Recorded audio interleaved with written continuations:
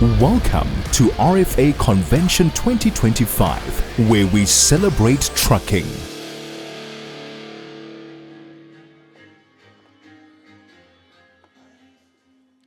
Morning. Some inspiration to dance. I don't know if you know. Thanks for having me, and congratulations on 50 years. It is quite a milestone. I am not 50. I do have dad jokes, but I keep them at home. So I was invited to the conference in 2023, and the article that was written, I was reading and I was like, yo, did I say so many controversial things, right? One of the controversial ones, from my perspective at the time, was Americans don't necessarily dislike Donald Trump. I wasn't invited in 2024. I don't know if it's something I said. Donald Trump did become president, and then I was invited this year. But it is an interesting world, and I'll leave all the difficult political questions to Ongama. We're discussing it, and we've agreed. And as Trump came back, we quickly hit the road on tariffs. He came back almost exactly where he left off, and even more aggressive than before. Almost in that 4-5 year period, I think I was thinking about all the things he didn't do. And so, he's been trying. The big thing for the US or for Donald Trump at the moment is to close the trade deficit that the US has with its major trading partner economies. The uncomfortable bit is that, they've got deficits everywhere.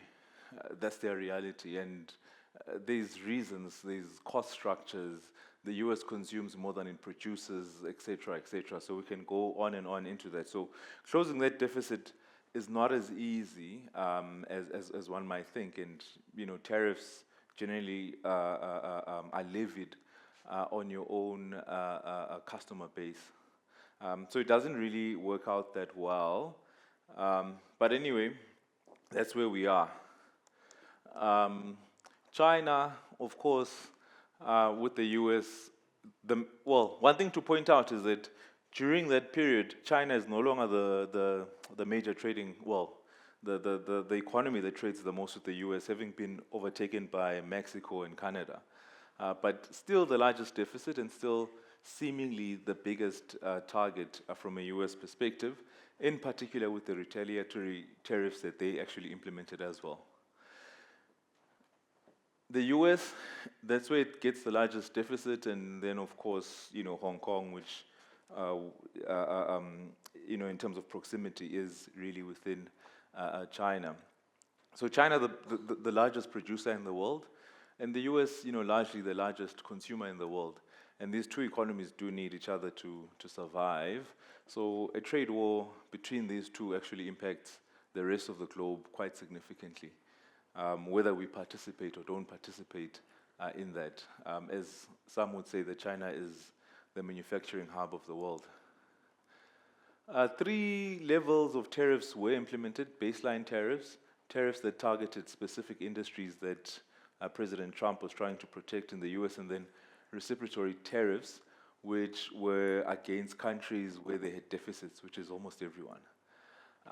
Questions around the formula, but we won't get into that. Some exemptions, which are quite important from an SA perspective in particular. Platinum metal groups, we produce 70% of global PGMs. So that is quite significant from our perspective. On the auto parts, it probably leveled the playing field a little bit from a South African perspective, because we're already being levied the 25%. A few regions, did negotiate that away, because in his first term, he did override that. Even within AGOA, we're still, getting those tariffs in there. Some concessions have recently been made. So firstly, between the US and China, they've brought down the levels quite significantly from levels in excess of 100. They've created quite a lot of exemptions as well. And some of these, exemptions, there's no stacking. where goods go in and out of the country, and you get this multiple tariff effect, and essentially you're tariffing on top of tariffing, which doesn't really make sense, but that's where we are. You look at most of the goods that the US buys from China, given the exemption against computer products and the likes, the effective tariff rate against China effectively falls below 10% quite significantly, because they've exempt almost everything they actually buy from China at this point, and then we've got the 90-day pause. So from a China perspective, it certainly has become a lot better, and then those are some of the goods that China buys from the US, but it doesn't really import a lot from the US, relatively. So those tariffs are there. To what extent they can actually raise or do anything within China is questionable. So we've got a tariff kind of barometer, and at some point this thing was changing every hour. So we're glued on X, and we'd watch, and something would happen and it would shift. But we've kind of been a bit more stable here now. At some point, we were seeing quite aggressive tariffs by the US, and against the rest of the world. Those were removed and retaliatory from China. With the talks, so probably now between increased US tariffs and then some reciprocation from the rest of the world. By their very nature, tariffs are inflationary. And you get a bit of revenue, but further down the line, demand starts to taper down, and so that revenue starts to fall back, and you get into this deflationary environment where you get low to negative growth and high inflation. If you don't retaliate, you probably get some slowdown in growth, particularly if that economy was buying from you, but you also get low inflation, which is what we've been seeing. So although the popular rhetoric could be retaliate, et cetera, but you're actually levying those tariffs on your own economy. So your retaliation is ineffective and actually puts you in a policy bind, whereby from a monetary and a fiscal perspective, if you try and contain your inflation, you further hamper your economy. And if you try and support your economy, you further fuel inflation higher.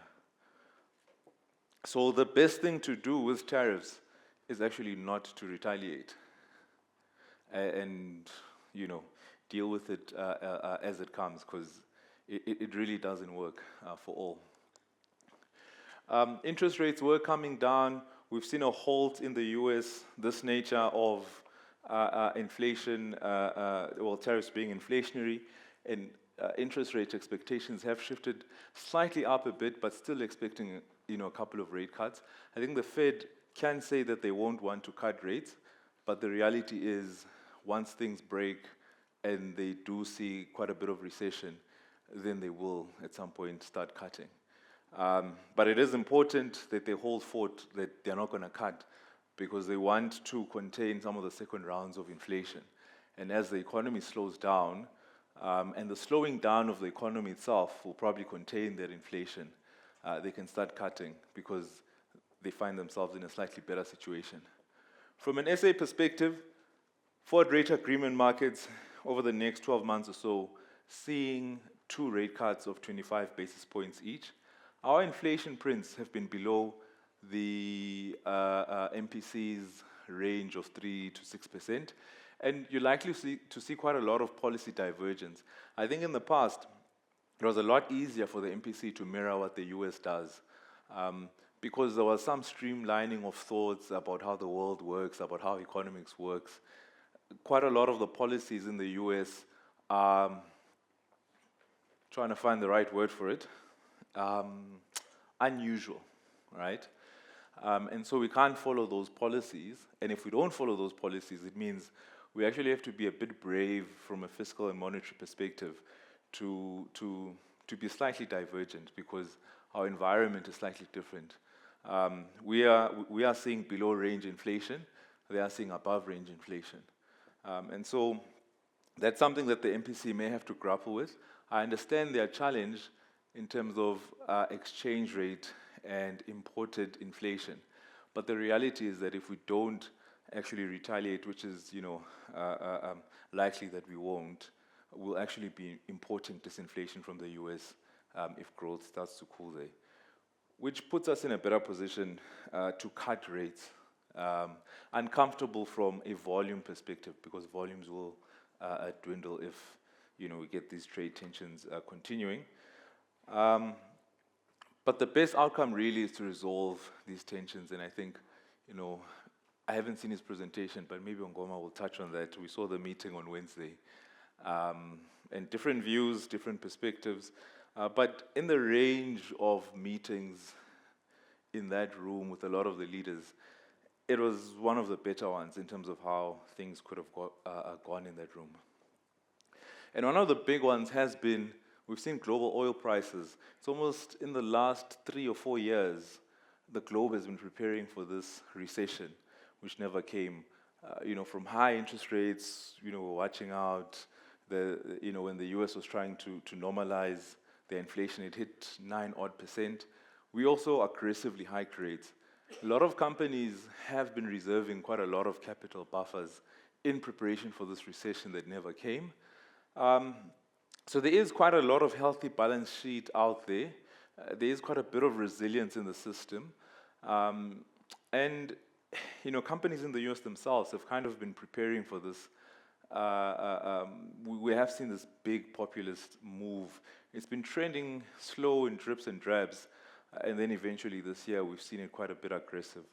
But not a lot of things that are happening that, a lot of participants in the economy weren't necessarily expecting or anticipating.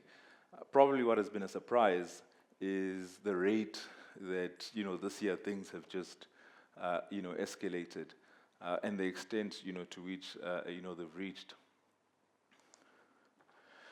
From a China perspective, in terms of their retaliation, you can see the inflation is around 0. In fact, they're getting minus inflation. So they're not particularly worried about inducing inflation in their economy. And so perhaps from that perspective, they've got a bit of ammunition economically, should they retaliate against the US. The US is, the Fed has done quite a good job at containing that inflation, and so wants to continue on that trajectory. We have seen the latest US GDP print surprise to the downside and coming in negative. To be fair, it was likely to come out soft, and some, these tariffs wouldn't have filtered there. But it certainly doesn't help the cause of Donald Trump, and we've seen some of these policy reversals as these negative signals come from the market. Importantly, from a China perspective, the property sector has now started to grow positively. And that was one of the biggest draggers of their economic growth. And they had that 5% target. Seemed they were tracking below it for a long time. Then out of nowhere, they hit it. I don't know how. I don't question their numbers. But they came and they said they grew by 5%. This year, we are seeing a bit more positive surprises coming out of the economy as well. And a lot of their slowdown as well was really driven by their own internal policies. They had these zero COVID policies. They cracked down on the tech sector. They cracked down on shadow banking. It had huge consequences for their infrastructure business. It had huge consequences for their property markets. So kind of recovering from that. But whilst recovering from that, of course, now there's this trade tension with one of their biggest major trading partner economies. Another significant shift is, although net exports still makes quite a huge percentage of their GDP, they have been shifting to a consumption-based economy. It's been quite a long strategy of China, and we are seeing that consumption expenditure contribute more and more to GDP there over time. And even driving them to hit, above those 5% targets that they have. On the globe, if you look at some of the fundamentals, on average, things are deteriorating. When we started the year, there was quite a lot of positives globally. Inflation was getting contained. We're expecting more rate cuts. We'd seen some last year. Economic growth was strong. Unemployment levels, were low. So we started the year on quite a good base. So I guess I mean, it depends how you look at it. If you're going to have some erratic policies coming through, perhaps starting from a good place, is probably the best time to have some of this uncertainty because you've got a bit of a stronger economy, and hopefully whatever damage gets done, can still be reversed before, there's deeper, consequences. But of course, it's a missed opportunity for strong growth. And really, took a trip, saw some of our sell-side research partners, in the US, and no one is seeing strong growth coming out of the US. And there's quite a lot of policies coming out there. There's the big, beautiful bill. If they lack anything, they do not lack in good policy names, these days. There is the debt ceiling that they are likely to hit as well this year. There's a lot of trade deals that they're trying to run through. So it's quite a lot of policies that they have to get through. And I think when you look at some of these things, it can channel in such a short space of time, and you can get quite a few things not going their way from that perspective. Interesting perspective around the US is,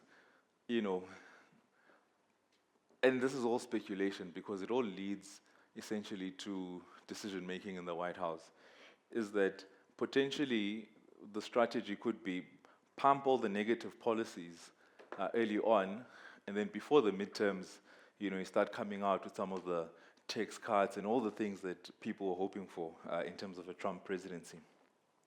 But a lot of these things are deteriorating, but they were starting from a good place. South African trade, China and US are our major trading partner economies, largely mining and manufacturing, and a lot of agriculture as well. There's a bit of pressure from an agricultural perspective with the EU, particularly on citrus and some of those things. So we're already experiencing a bit of pressure there. Arguably, with the trade tensions in the US, the agriculture sector is more better positioned to pivot, but they're likely to experience a bit of competition in other regions as well. So this is just some of the exports from a vehicle perspective. This is one of the industries that they are trying to protect in the US, and we can see that around 11% of vehicles that we export to the US, and by and large, it goes to Europe. Growth perspective, the transport sector has been a bit under pressure over the last couple of quarters and actually grew negatively last year. But it is coming from a strong base with the growth that came out of COVID. And you can see that, post-COVID really had some strong growth numbers, and 2024 was a bit sideways for the sector. And you can see some of the tensions in the trade, and net export not really contributing as much as it should, and issues, of course, on the ports that have been highlighted.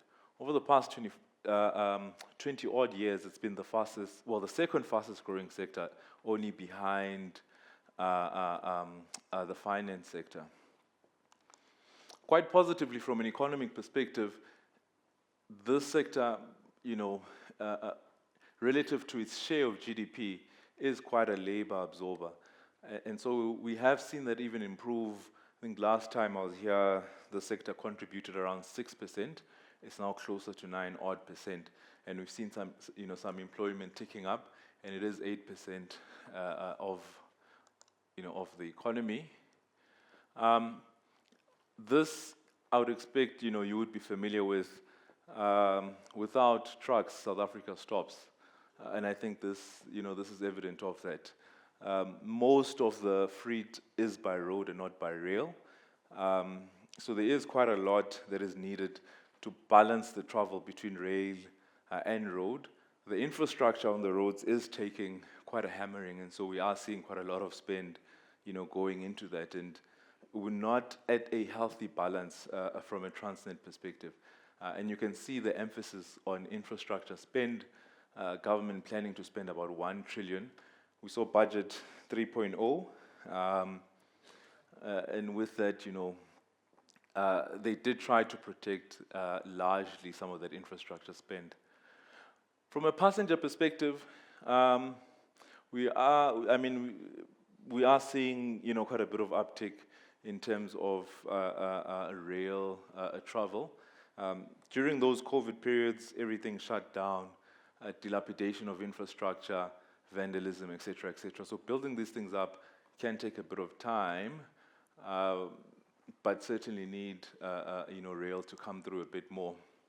Some of the recent developments, if you look at, the rail, estimated 65 billion needed over the next 5 years to improve that infrastructure. From an operational perspective, you can see some of the ports. There is some progress happening. It is a bit slower. If you think about some of the big infrastructural challenges that we have in South Africa, the biggest one used to be energy. It's still a big one, but it is well contained. Then transport, and then we had, we're having this new one that's creeping up, which really has been there, which is water infrastructure. A lot of the new initiatives that are being announced and where money is being channeled, I just want to go to that graph. You can see there's like 39% of that 1 trillion that government is talking about is actually being allocated to transport and logistics. So some positivity, in terms of that perspective, particularly the ports, the roads, but we need to see it happening, right? And we need to, and we need to see the impact of that. Government's projection of economic growth has been coming in lower and lower with each iteration of the budget. And some of it is out of our control, but some of it is, certainly internally. Just to go back in some of the budget items, we, didn't see the VAT increase, as you would be aware. One thing that, that will impact the sector is, of course, the fuel levy that has been adjusted. There was a slight adjustment as well, in, I think, in one of the 3 budgets. I think carbon taxes, did go up a bit. So there is quite a bit there, and, we're sitting in a situation where 30 to 40% of the petrol price is actually attributable to these levies. And it is a bit of a tight spot that the finance minister finds himself in. He's still part of government, so he's, still accountability in terms of making those SOEs more efficient, optimizing government itself. But I think the challenge that we have is these difficult conversations are only seemingly happening at budgeting stage, and that's not really the point in time where you make these SOEs efficient. And you can't budget on them being efficient, if you know they're not efficient, but you then enable them as well on the other side of it. So it is a bit of, of a difficult position, but certainly the debate has been healthy, because the solution cannot be constantly raising taxes. They did do a bit of that, to be quite honest. They just found different ways of doing it that are, potentially, a lot more, palpable from a political perspective. And then they did issue quite a bit of debt as well. So you can see the debt to GDP originally forecast to peak at 75.5, now 77.4, and stay a bit more elevated, a bit longer than anticipated. A positive on that, though, is that they are at least not pushing that forward. So they still expect to contain that debt this year.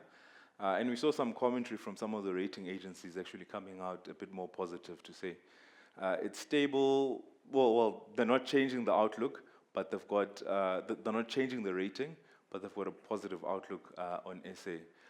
And that reform agenda on fiscal consolidation is, quite important from an SA perspective. The cost of servicing debt, which was the fastest growing expenditure item over the past couple of years, it's no longer the fastest growing. So they are trying to contain that. The primary budget is in surplus, and so they would, try to use. So if you keep that in surplus, you contain the cost of servicing debt from being the fastest growing item, then you start to see your debt dip. So that's quite positive. And really, this picture has been like this for like 15 odd years. So this is the only time where we actually expect to contain debt in the current fiscal year that we are in. And that's a bit of a positive. In all the years, it's always been projected to be 3 to 5 years. And every year it's 3 to 5 years, 3 to 5 years. So we've been hearing that speech, for the past 20 years. So this is the first time where there is some seriousness in the budget to actually contain it in this year. And in terms of the allocation, there is not as much allocation to cost of servicing debt. The fastest growing expenditure item has now shifted to economic development, which is actually what we need to see from the budget. The challenge is now implementation, and I think that's where we probably need to hold government a lot more accountable. So not just accountable at the budgeting phase, but then accountable at the implementation of that said budget. So we've spoken about this. From an SA perspective, if you look at some of the factors, one thing that has been good and improving is the energy supply. So from a valuation, that's really just our markets. And earnings, that has been a bit average, but deteriorating. Quite a bit of red is the water infrastructure, logistics. We were seeing some improvements, but it is a bit slower, on that front. Geopolitical tensions, in the red, and also deteriorating. Economic growth was improving, but it's probably, shifted quite firmly towards the deteriorating end. And one of the large things here is really the geopolitical tensions that we are seeing. But quite importantly, over the past 10 odd years, we have seen some strong global growth outside of our economy, but we're not in a position to actually capitalize on that. So it's all good and well, I think, at this point in time to actually state that a lot of the factors impacting us are external, but we've scored quite a lot of own goals along the way, and we actually could have grown our economy a lot better and participated in global growth. So in as much as we do see these geopolitical tensions as headwinds to our own growth, we need to focus on the things that we need to focus on so that when we do see a turnaround in some of these growth aspects, we can actually positively participate in that. And I think that energy one was quite a big one, and then the transport one is the next big one to get across the line. Some shifts with all of this uncertainty. We're expecting higher tariffs, but we've actually seen some negative surprises from the market expectations in our perspective, an all-out trade war. Global inflation was easing. It's still somewhere there. US interest rates, markets now expecting the Fed to be a bit more aggressive. So they can talk, the good game of not cutting rates, but if that economy starts to slow down quite significantly, we could get some significant cuts there. US economy now expected to grow sub 2%. China around 4.5%. SA economy, at the start of the year, we're expecting above 2%. Now have shifted to sub 2%.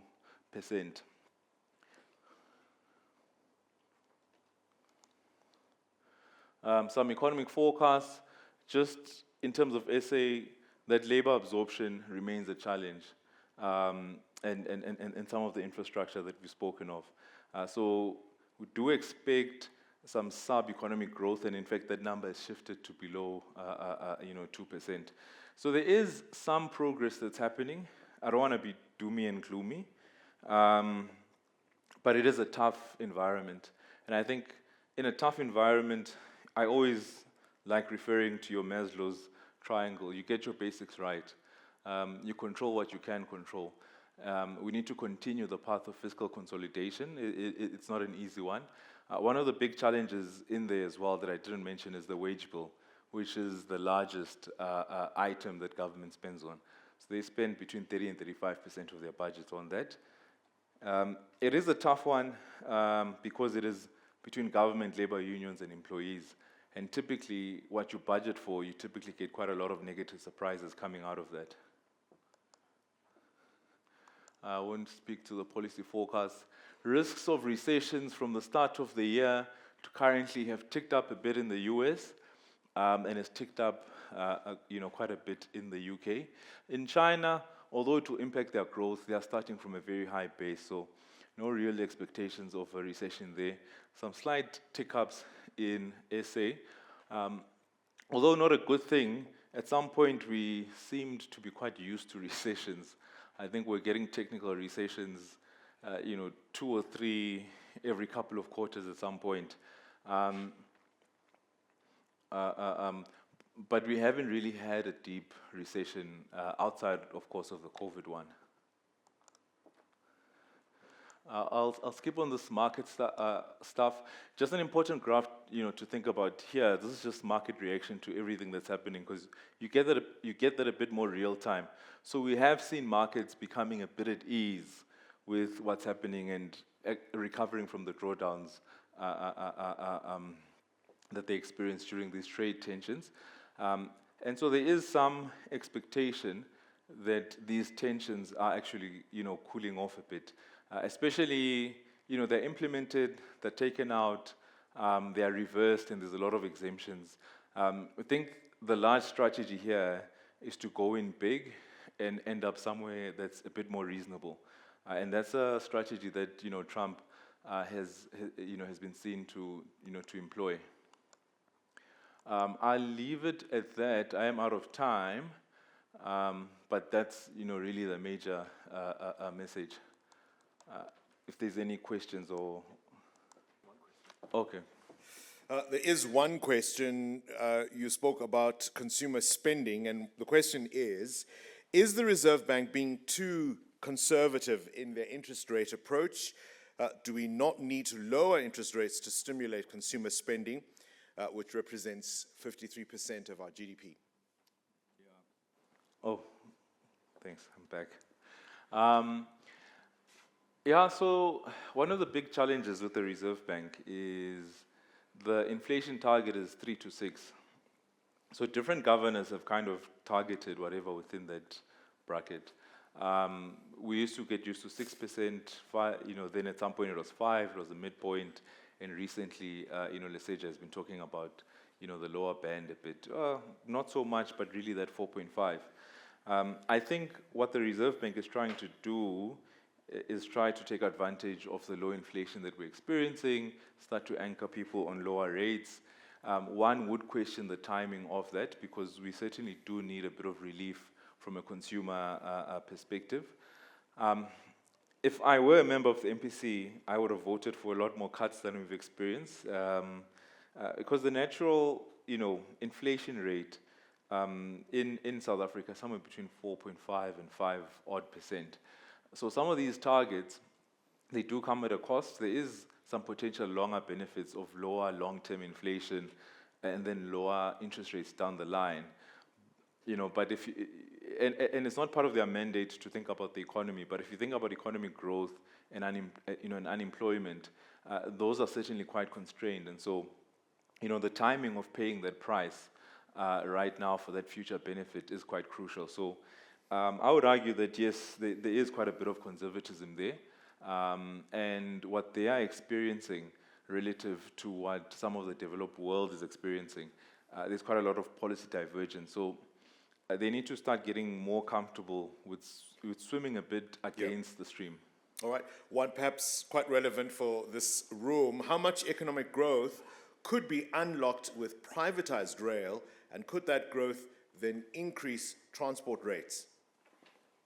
Yeah, no, that is a good one. The privatization conversation is always an interesting one, because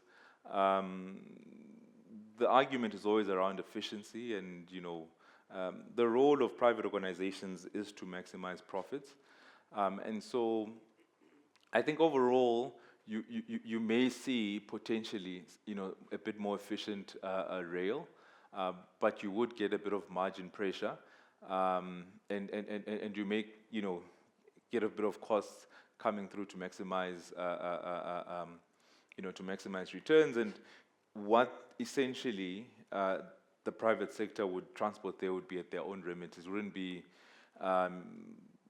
necessarily call it some greater interest. But having said that, I think this idea of the greater interest does need to be quantified, and the problem with state-owned enterprises is that often there's blurred lines between what decision is just an inefficient decision and what decision is actually greater, country decision, and how much is this decision costing us. So if you can, price things fairly, price things accurately, and then have clear subsidies on some of the goods that they want to transport, then it makes the conversation a bit easier. But often you look at like SAA, you'd see that as a failing airline, but there are some routes that have been there historically that are not as profitable, but it doesn't necessarily show in the books that this is what the price should be and this is what the government subsidy is, and that's the challenge at the moment. All right, as I said earlier, we won't get through every question in this session, but all of the ones that remain unanswered or undealt with here will be forwarded to our speakers. Thank you very much. Thank you.